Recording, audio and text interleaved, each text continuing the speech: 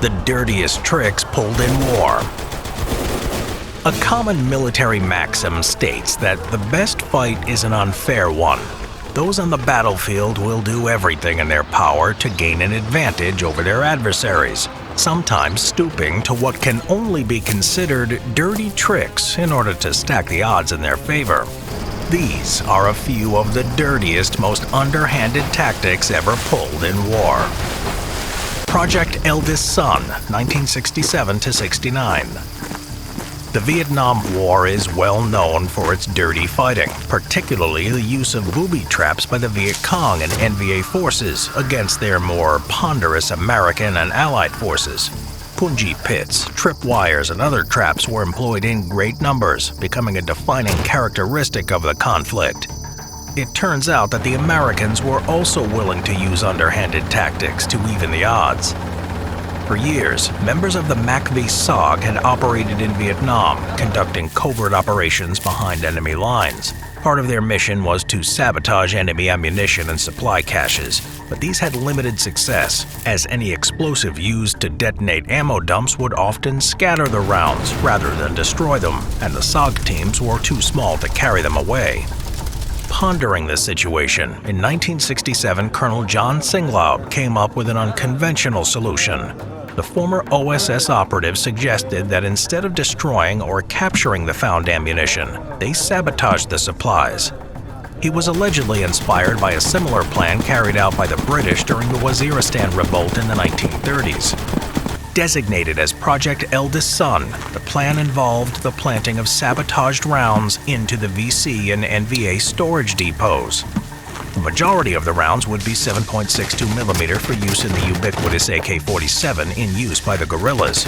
Their powder charge would be replaced by a much more potent explosive that increased the chamber pressure from 45,000 psi to well over 250,000, far too high for an AK to handle, causing catastrophic failure. This was also done with the 12.7mm rounds for use in heavy machine guns, as well as mortar rounds. In all, around 12,000 of these cartridges were made, as well as a reported 2,000 sabotaged mortar shells. When on their infiltration missions, the operators would leave the tainted rounds sometimes in ammo caches and sometimes leaving the rounds on the bodies of guerrillas, hoping they would be recovered. They had to make sure they planted the rounds sparingly with no more than a single round per magazine. Any more, and there would be a risk that the faulty ammunition would be discovered, rendering the operation invalid.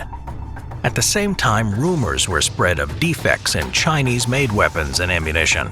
Documents that were made to resemble official reports made mention of weapon failures due to poor manufacturing processes. And the Armed Forces Radio, which was monitored by North Vietnamese forces, issued bulletins urging Americans not to use captured weapons, as their shoddy quality could lead to catastrophic failures, which only added to the confusion. The main goal of the project was not to necessarily kill or wound, but to undermine the relationship between the Vietnamese and their Chinese and other Eastern Bloc allies. The fake reports and radio broadcast emphasized the, quote, poor metallurgy, unquote, of communist weapons. In 1969, the operation fell into the hands of the press, who leaked the story, undermining the effectiveness of the project. It was renamed Project Italian Green and then Project Beanpole, but was eventually abandoned. It is unknown how many rounds ended up in VC and NVA hands or what kind of damage it caused, though there were reports of the confidence of Vietnamese forces being undermined and the relationship between them and their Chinese suppliers strained. Decades later, rumors have surfaced of pro-Assad forces in Syria using the same tactic against rebels, planting the faulty rounds in illegal arms markets. These may have been inspired by U.S. forces repeating Project Eldest Son in Afghanistan against the Taliban and their supporters. Britain's invasion of Tibet, 1903. By the turn of the 20th century, Britain had been engaged in what was known as the Great Game with Russia, each side vying for supremacy in Central Asia. Britain was firmly in control of India and was seeking to expand its influence.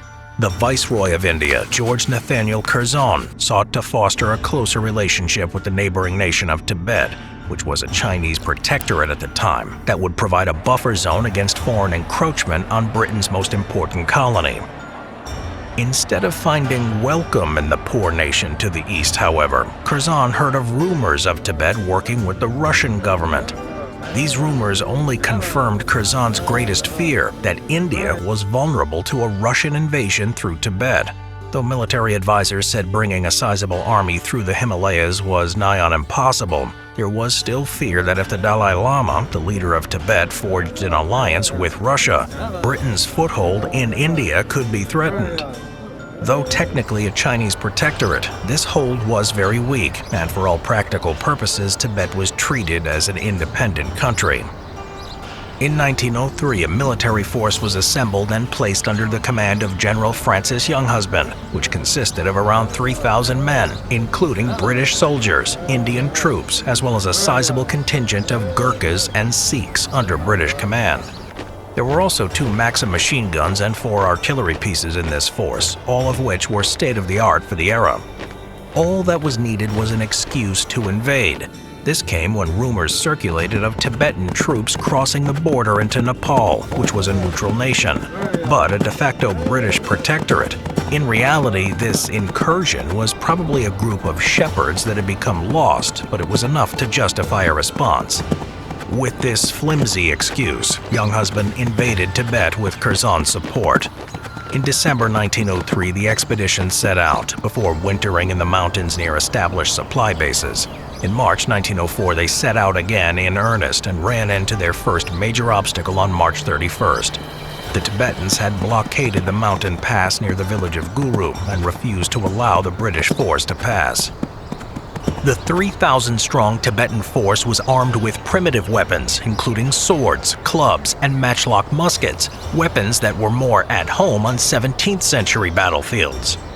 Events are unclear as to what exactly happened, but some accounts state that the British leadership convinced the Tibetans to douse the lit match cords, which were vital for the operation of the pieces, while the British would also unload their rifles and machine guns as a sign of goodwill during negotiations. When this happened, Younghusband ordered his men to open fire, and were able to do so quickly, as they possessed modern bolt-action rifles, while the Tibetan matchlocks were rendered inoperable. There is some controversy as to whether the Tibetans were disarmed in this manner, but either way, the resulting engagement was little more than a massacre. In what would later be known as the Massacre of Chumikshenko, around 700 Tibetans were killed, while the British force suffered 12 wounded. The entire incident occurred within 4 minutes. Much of the rest of the conflict went the same way, with Younghusband and his force easily overmatching the woefully outclassed Tibetans. Within 6 months, Tibet was forced to sign a humiliating treaty, paying an indemnity and ceding a portion of land into British control. Operation Grief, 1944. By December 1944, Nazi Germany was faltering, with Soviet armies pushing steadily from the east and the Western Allies making significant headway after the successful landings at Normandy. In this desperate situation, Adolf Hitler and German High Command drew up plans for a counteroffensive through the Ardennes forest in Belgium, with the ultimate goal of the vital port and logistics center of Antwerp. In order to stack the odds of the operation further in Germany's favor, Hitler turned to SS Obersturmbannführer Otto Skorzeny to lead an operation behind the Western Allies' lines. Skorzeny was no stranger to these types of missions, having led a daring raid to rescue Italian dictator Benito Mussolini from captivity, and was given his orders by Hitler personally. As early as October 1944, plans were formulated for Operation Grief. One of the objectives for Skorzeny and his men was to seize at least one important bridge over the Meuse River, but the main objective was to sow confusion among American forces. In the weeks leading up to the Ardennes offensive, Skorzeny recruited large numbers of English-speaking German soldiers who would be organized into the 150th Panzer Brigade. Though he received about 2,500 such men, only about 400 could speak passable English, and only about a dozen could speak it fluently. These men were sent to a 6-week training program where they learned as many Americanisms as possible. They watched American newsreels and practiced speaking with American accents, and were taught American slang. All communication was done in English. They also learned other behaviors, such as how to hold a knife and fork the American way, to tap cigarette packs like GIs, and other nuances of American behavior. In addition, the force was equipped with uniforms taken from American POWs, and they drove captured American vehicles. Their main objective would be to blend in behind enemy lines and sow as much confusion as possible before the offensive, hopefully making the operation more successful. That was the hope. In reality, many of the men still retained their German accents, causing Skorzeny to lament that, quote, "they could certainly never dupe an American, not even a deaf one," end quote. Many of the uniforms still had blood stains from the previous owners or had POW markings on them. Many wore British or Russian clothing as there were too few American uniforms available. They did manage to acquire some Jeeps and trucks, but only one Sherman tank, with the Germans being forced to use their own vehicles disguised as an American one.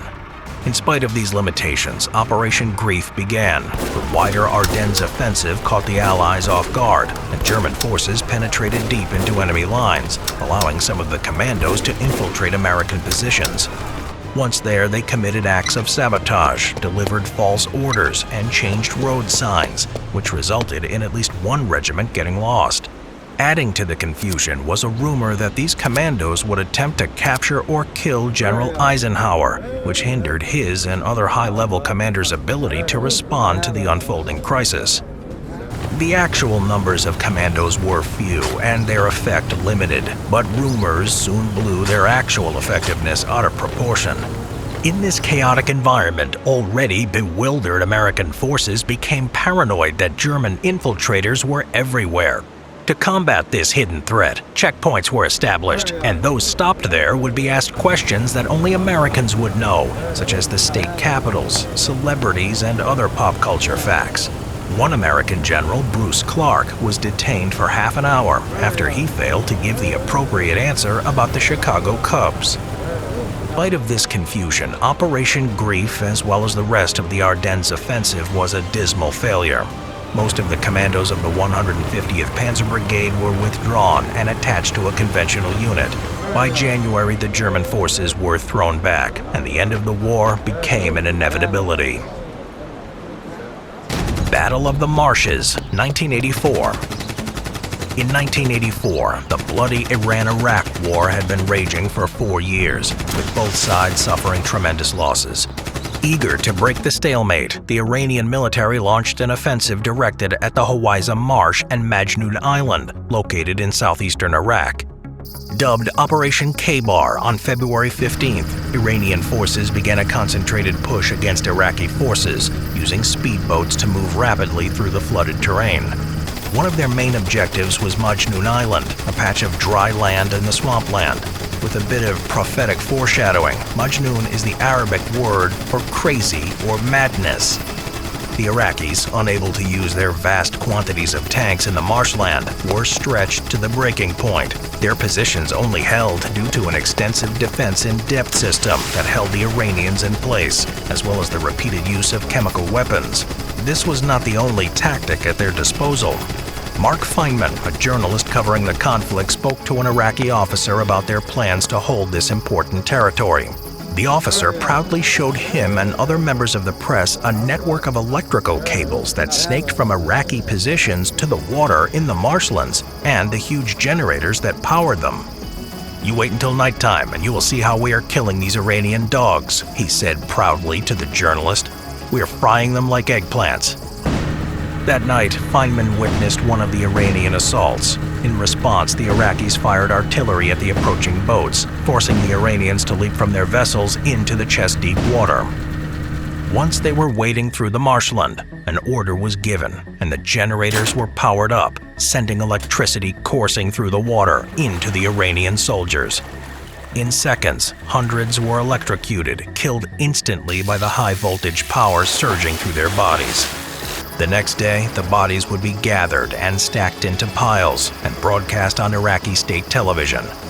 There was at least one report that the bodies were also stacked as makeshift roads, piled together to allow tanks and other heavy vehicles passage over the soggy terrain, though this is difficult to confirm.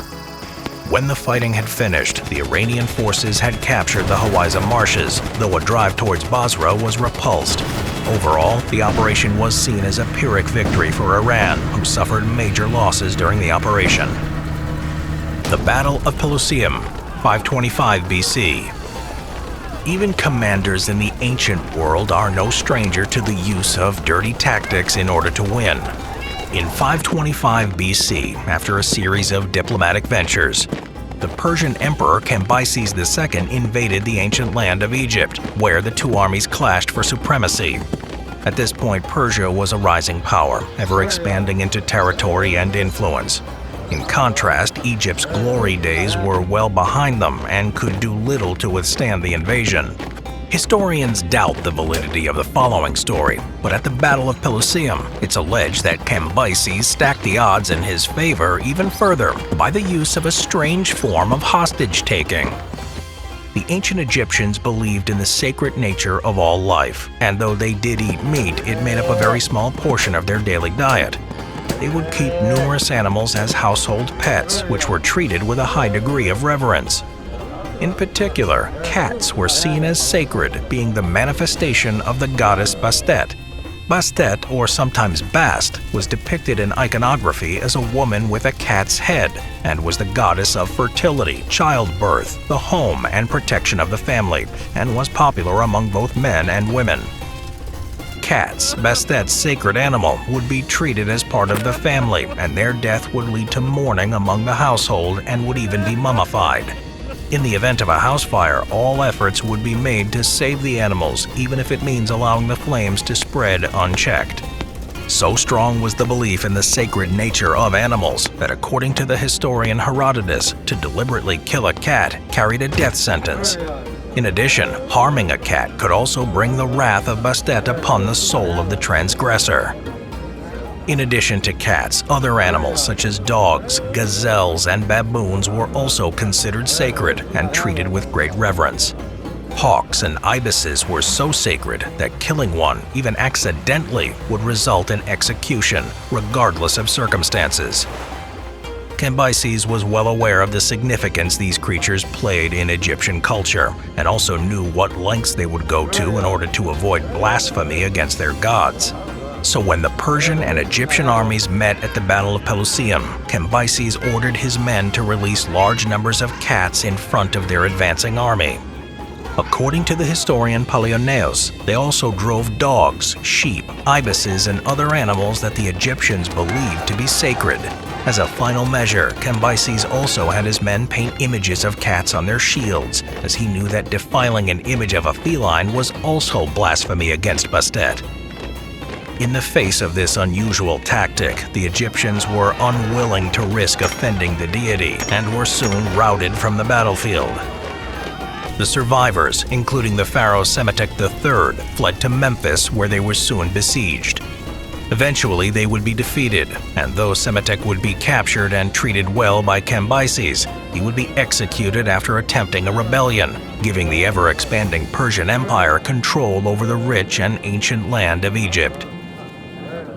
Whether on ancient battlefields or in modern conflicts, soldiers are willing to do whatever they can to gain an advantage over their opponents. And even if these tactics may seem dishonorable, pragmatism often wins out, and soldiers will do whatever necessary to achieve victory.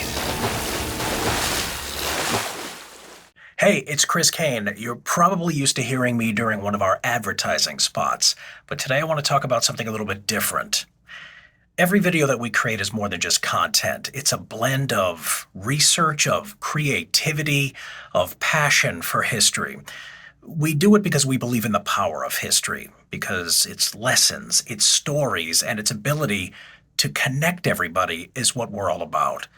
Sometimes the reality of operating a YouTube channel presents challenges in the form of demonetization occasionally, which impacts the ability to produce content that we're passionate about.